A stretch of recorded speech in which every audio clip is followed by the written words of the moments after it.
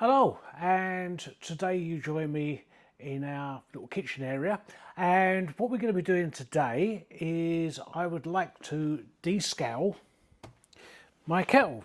Now this is my kettle from my own office at work, and what we're going to be doing is descaling it, but we're going to be doing it in a slightly different way. Descaling the fluid itself can be quite expensive, so what we're going to be doing is descaling this with white vinegar.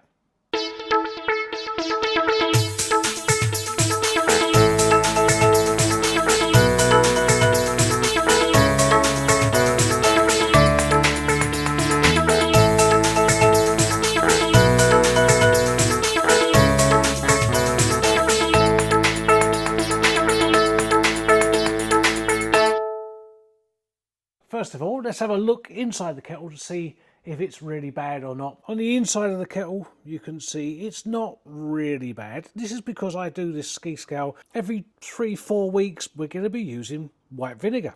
This is what I mean by white vinegar. It's distilled malt vinegar. It's just not the usual brown colour, it's white.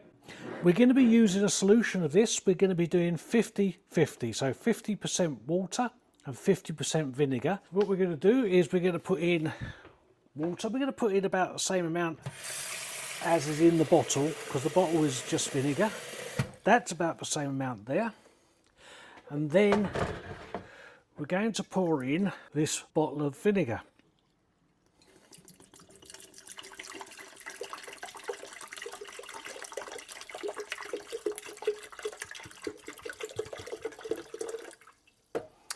Okay, so that's 50% water, 50% vinegar. Put the lid on and we're going to put it on to boil. Take that solution, put it on there, turn it on, and we're going to boil that up. We're not going to watch it boil. Once it's boiled, leave it for about an hour and it will start fizzing, and what it's doing with the fizzing, it's actually dissolving any limescale that's in there. Time has marched by. We're about an hour later, so this has been fizzing away for an hour or so, just over an hour, I think. So what we're going to do now is we're going to take the mixture of water and vinegar out.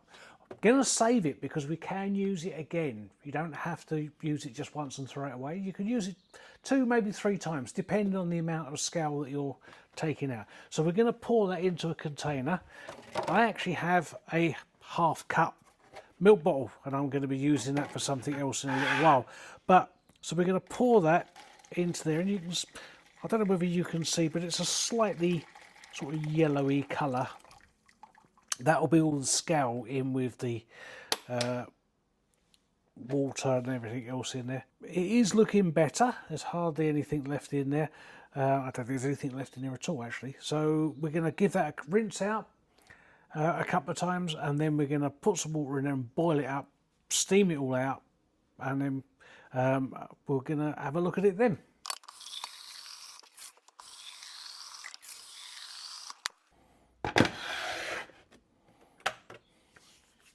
Now that I've rinsed the kettle twice and I've put water in it and boiled it up, what we're going to do is we're going to tip that water away and then have a look inside.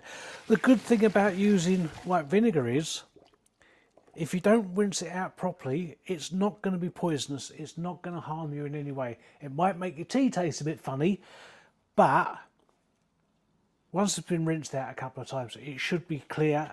There should be no residue at all. I'm just going to let that sit for a couple of seconds whilst, because I can see that the inside is drying out. So as a reminder, I'll show you what it looked like before, and then this is what it looks like now. Hopefully you're seeing that it's lovely and clean and there's no scale left inside at all. That took about an hour, used a bit of vinegar, and that vinegar has been saved because I'm going to use that for another job.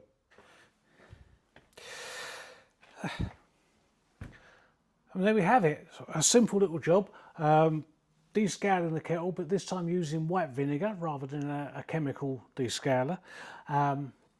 Cheers. That tastes perfect, no aftertaste at all. I'm going to go and enjoy this now, and I'll see you in the next video. Bye for now.